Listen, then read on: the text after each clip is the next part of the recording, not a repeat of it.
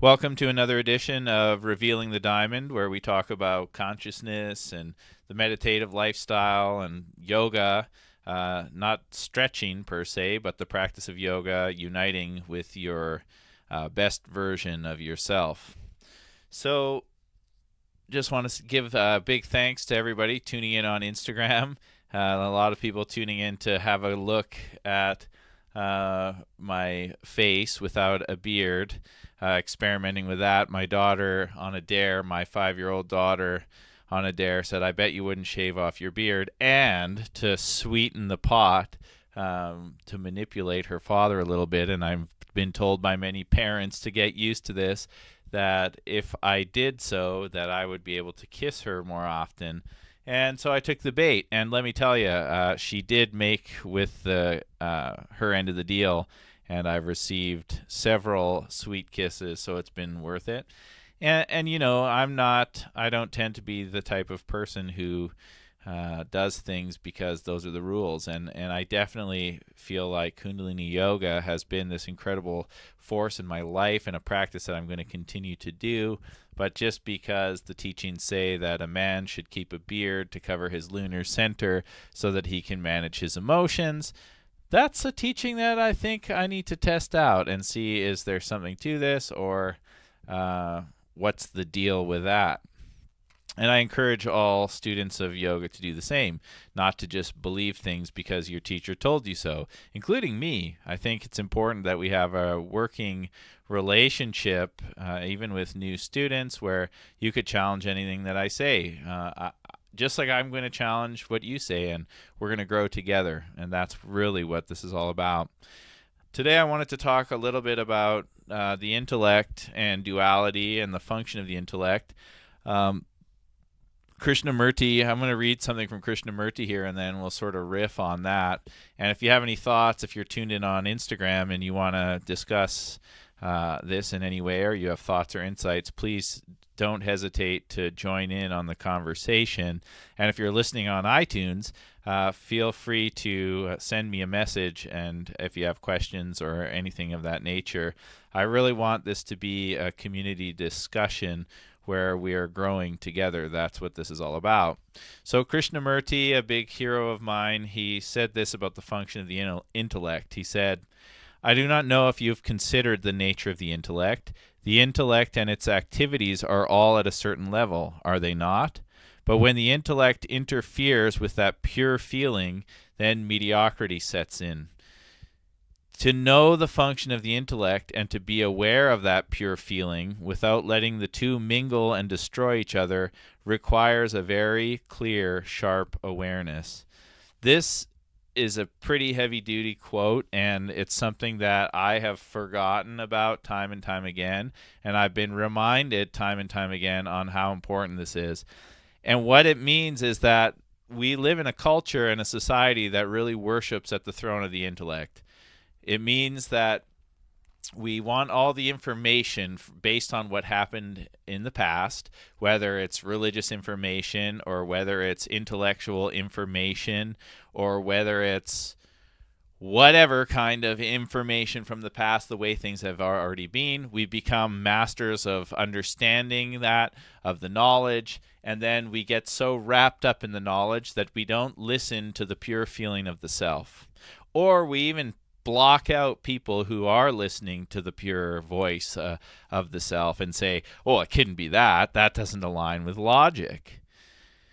He goes on to say, so the function of the intellect is always, is it not, to inquire, to analyze, to search out. But because we want to be secure inwardly, psychologically, because we are afraid, anxious about life, we come to some form of conclusion to which we are committed. From one commitment we proceed to another and say that such a mind, such an intellect, being a slave to a conclusion, has ceased to think, to inquire. Oh man, Krishnamurti, thanks. I am so grateful for these teachings. It's such a good reminder. Because when we think we know all the answers, it's a dangerous place to be. You know, it's a dangerous place to be. And we can explore things the way that they were, but we can't get stuck on that. And I've read some interesting things, and those of you who follow me on Instagram, you know that I've posted something today about duality. And I struggle a lot with people who have this idea that because something came from a culture, that culture owns it.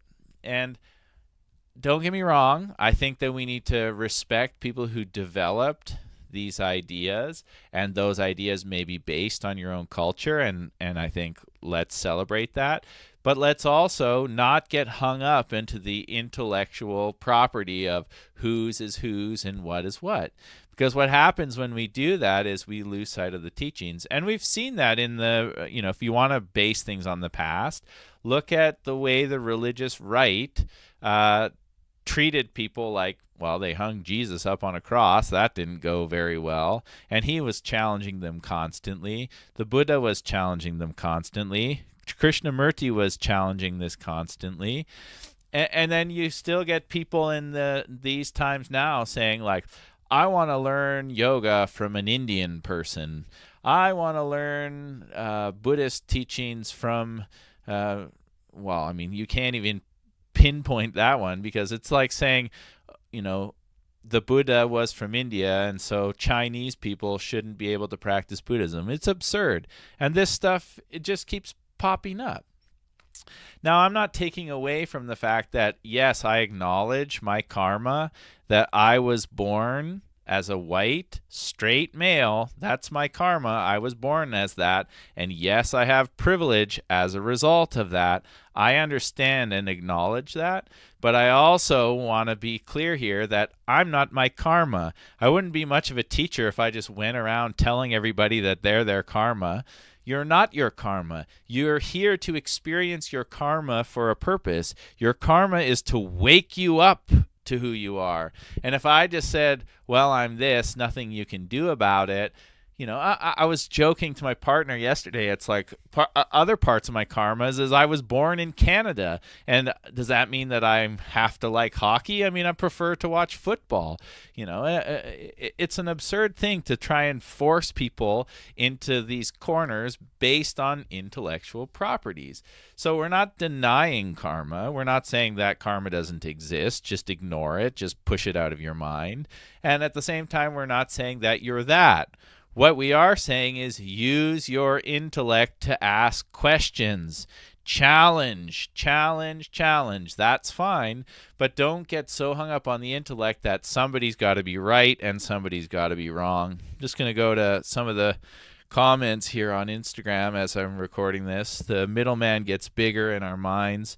That's true. Don't figure it out, feel it out. Well, that's exactly what Krishnamurti is saying here. And we've spoke about this in previous podcasts, where the empirical evidence, the experience, true wisdom is really the guiding force that you're listening for.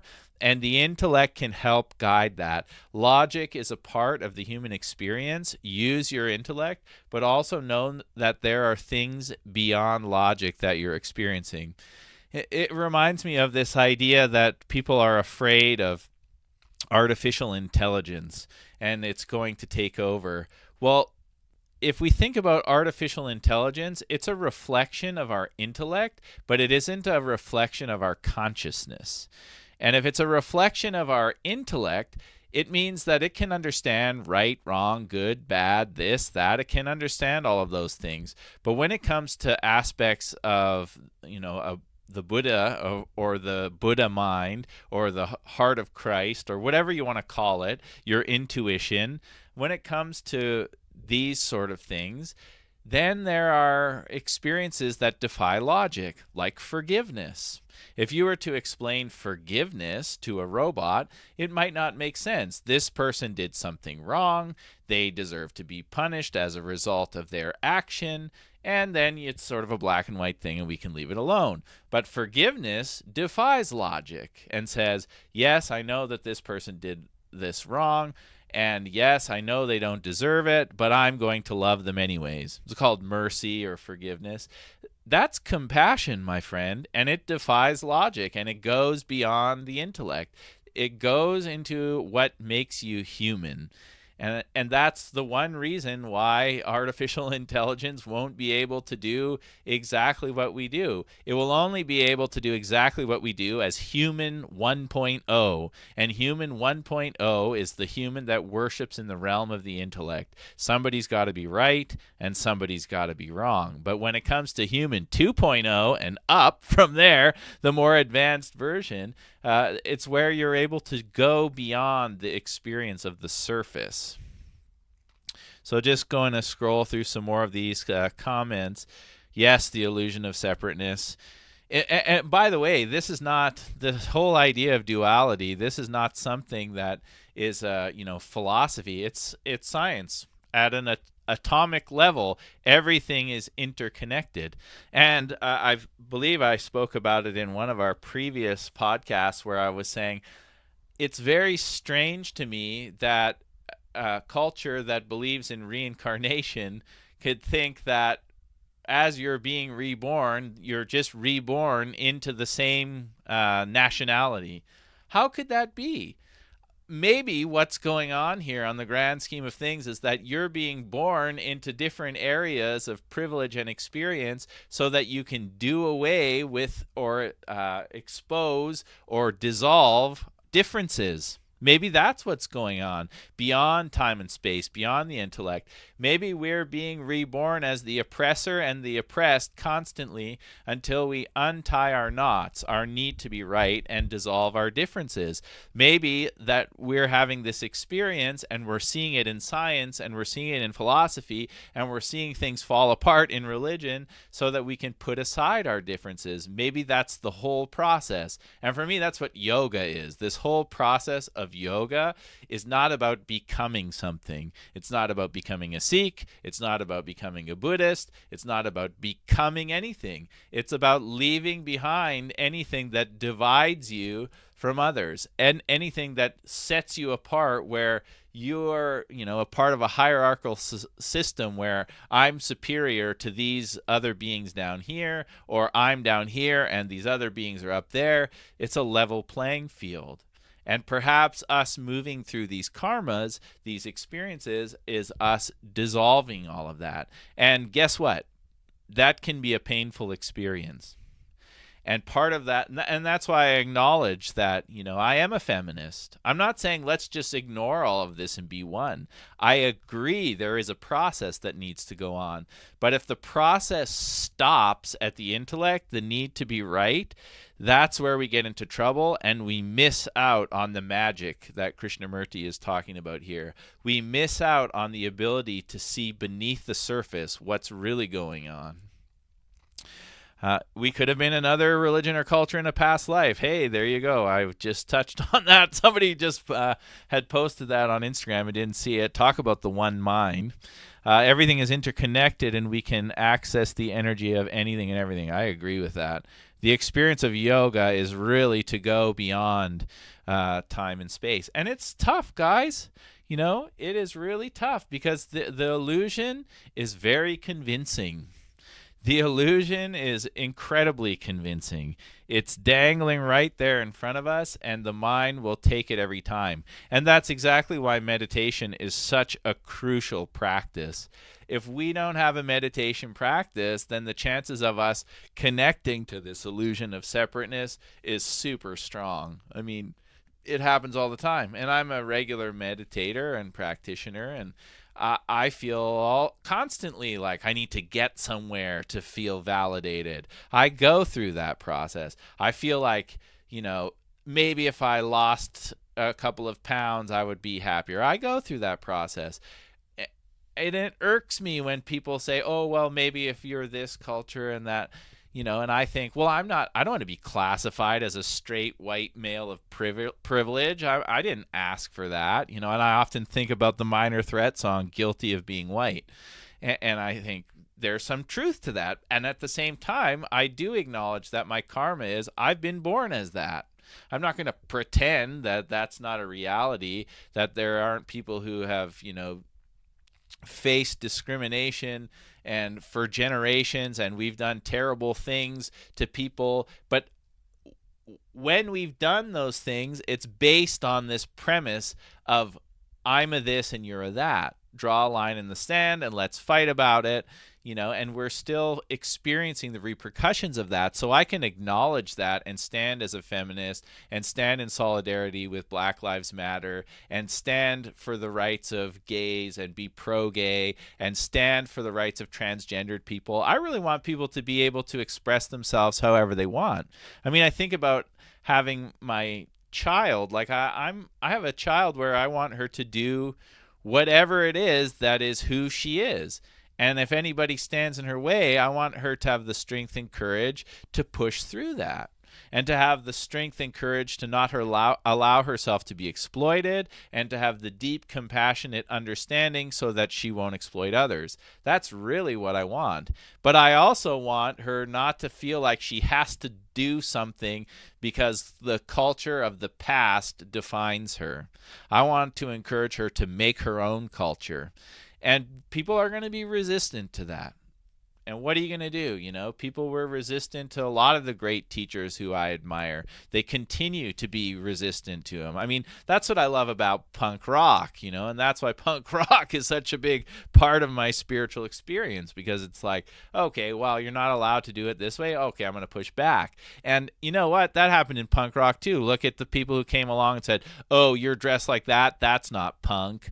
Oh, you listen to this band and this band and this band, but you also like Bruce Springsteen. That's not punk, and it's just the most absurd thing. We get it in our minds that somebody's got to be right and it's got to be me. And that's the trick of the intellect. And when the intellect when you become a slave to conclusion, that's the way that Krishnamurti said it. When you become a slave to conclusion, then you won't grow. You won't experience yourself. You'll be so caught up in being right, you'll be blinded by duality and miss out on who you are. You suffer if you deny the experience. It's a constant battle with yourself, clinging to what's written when inside your voice speaking to something contrary. I have to maybe read that one again. This is from one of the readers on Instagram. You suffer if you deny the experience. Yes, I agree. It's a constant battle with yourself, clinging to what's written when inside your voice speaking something contrary. This is the thing about what you're saying, and it's an interesting point you're bringing up, Yoga Mom 81 on Instagram. What we think about with this meditation practice and with this spiritual practice of yoga, we think like, and I've had this experience, especially as an addict, where you think, okay, I'm going to change my life. I'm going to do yoga every day. I'm going to eat really healthy. I'm going to put the bottle down. I'm going to make some shifts and changes, and then I'll be happy. And so what happens is you do those things, you make some shifts and changes, you put the bottle down, you change your diet, you start meditating, and you have like a honeymoon phase like in any relationship. And then after the honeymoon phase happens, you realize that there's a lot of pain there, and pain that's been accumulating for a long time. And chances are what happened to me for years and years and years is that you don't want to face the pain. And you think, well, maybe it wasn't so bad what I was doing before. And then you go back to that. And then you feel the pain there and you realize I can't hide from the pain over here. Maybe I'll go back to this. And then I try and do the healthy thing, quote unquote. And then I feel the pain there. Well, what's the common denominator here? That you're going to feel pain. And the one way, actually, I think probably both ways, you're trying to ignore the pain in that particular analogy by, living a lifestyle that, one is a lifestyle where you're sort of ignoring the pain in a, more rock and roll kind of way, sex, drugs, and rock and roll. And the other, you're trying to ignore the pain in a sort of like, I'm so spiritual kind of way. And I've found that what really works best in this whole process of meditation is to just really look at your pain from a place of, yes, it's there. What can I do about it? and start to lean into your pain and start to learn that you're going to make a ton of mistakes and that you're going to learn the practice of forgiveness and that you're going to learn to be sweet to yourself and that you're also going to learn to be disciplined with yourself, and you're going to stop thinking about how can I be more like so-and-so and how can I be right, or I'm not going to put myself down anymore. And you start to explore things from a way of, who am I in relationship to all of this, and what's got to go? What's stopping me from being the best version of myself? And some of those things might be yoga classes and practices and teachers. And some of those things might be cocaine and late night parties and sleeping around. I mean, the bottom line here is that everything is neutral and you're experiencing it as you. And what you need to deal with, ultimately, in my experience, to speak for myself, is how do I get back to who I am and stop trying to be something? Stop trying to get there, because it's in the trying that you get tripped up. So don't deny the experience. Learn who you are, move into a place of knowing, and then expand out into the doing from the place of knowing. And if you don't know who you are, you may have to do some doing to get there. Fumbling around, trying to figure it out. I feel like the drugs that I took led me to me. They also caused me a ton of pain, and they had to go eventually. I also feel like doing the yoga postures helped lead me to me. And it also led to a bunch of neuroses and trying to get somewhere, and ego problems of not listening to this teacher because this teacher teaches this style of yoga, and I only went to this class because my wife dragged me there and I'm more into this style. And it's all learning to understand and make friends with your ego, really. I mean, that's kind of what I'm getting at here. So do not deny the experience. Ultimately, this comes back to, as complicated as we make it, it always comes back to just be you. You learn something new each time, totally, or simply experience it, learning on a level we actually can't even explain as humans. And I'm with you. These things don't always need to be explained. I am so at a point in my practice and in my life where I'm just paying close attention to what serves the best version of me, and sometimes it doesn't make sense, and sometimes it goes against what my teacher has said, and sometimes it goes against what the cultures have said, and sometimes it goes against what society has said, and I got to roll with that. I got to test it out. I'm not just going to be what society tells me to be. How could I? Am I going to tell my child that? You need to just do what society says. Follow the rules and follow them well. Never. Please do not do that. Marley, if you get a chance to listen to this recording when you're a little older, please do not do that.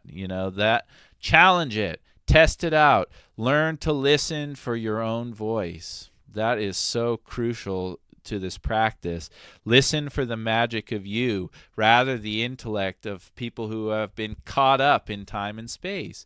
There's been all sorts of incredible beings on this planet, ones that I look up to in science and spirituality, which is the same thing, really, who challenged the shit out of the way things are. And so if you hear that voice talking to you, listen to it. Don't silence it. Don't shut it down. Don't get rid of it. Don't ignore it. Don't muffle it. Get deep into it, and know that your pain is guiding you to you. And don't be pushed around by it. Be you, be you, be you. It ain't easy being breezy, no doubt. I love that.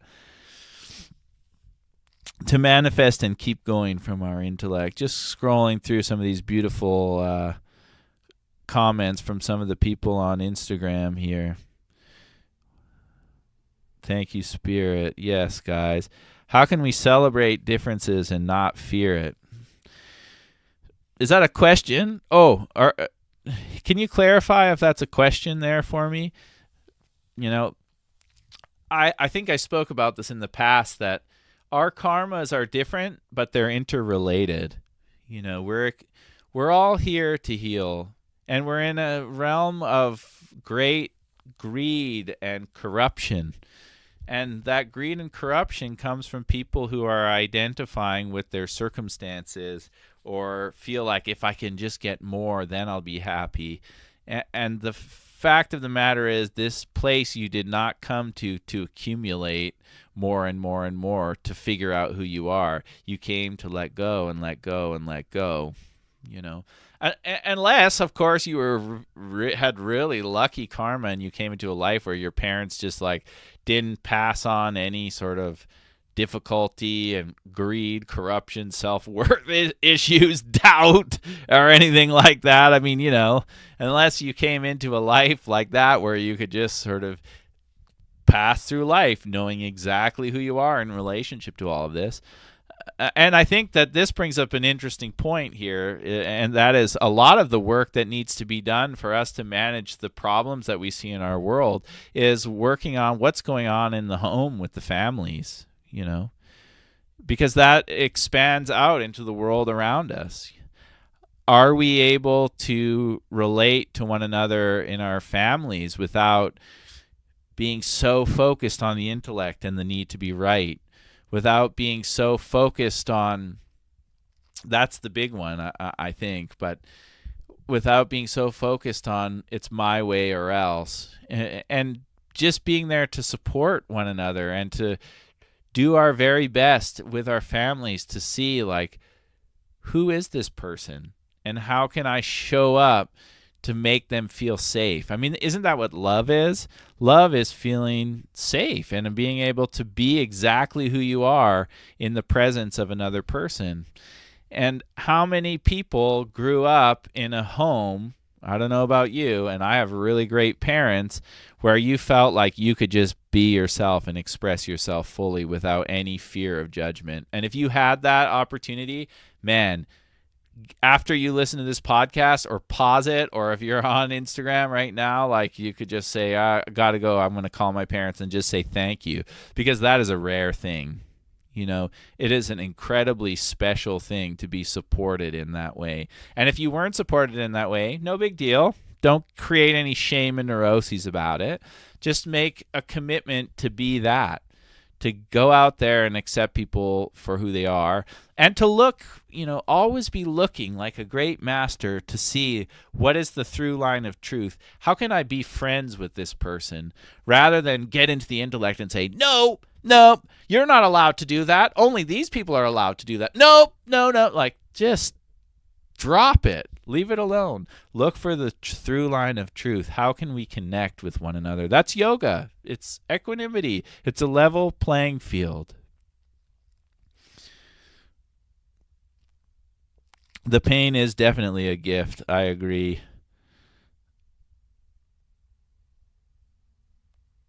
Beautiful, guys. Thank you. Just scrolling through I almost need somebody to hang out with me so I can scroll through the comments.